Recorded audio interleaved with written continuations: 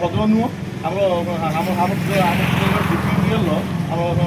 ପାଖ ଥିଲା ଆମ ଭଦ୍ର ବାଲିପୁର ମୟୂରଭଞ୍ଜ ବାଟାଲ ଆମ ଜାତୀୟ ୟୁନିୟନ ଆମର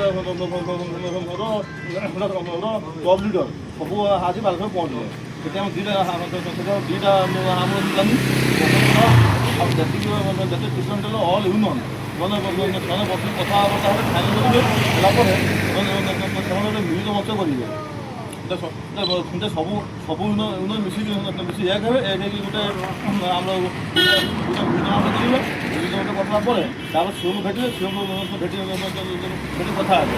ବୁଝିଗଲା ତାହେଲେ ପାଇଲାଲି ଆମର ପାଇଲାଲି ଆମେ କ'ଣ କହିବା ନା ଆମର ଯେତେ ସେକ୍ସନ ଅଛି ଆମର ସବୁ ଜିଲ୍ଲାର ପ୍ରତି ସେକ୍ସନ ଅଫିସର ଆମର ଗୋଟେ ଘଣ୍ଟା ଶାନ୍ତିପୂର୍ଣ୍ଣ ଧାରଣା ହେବ।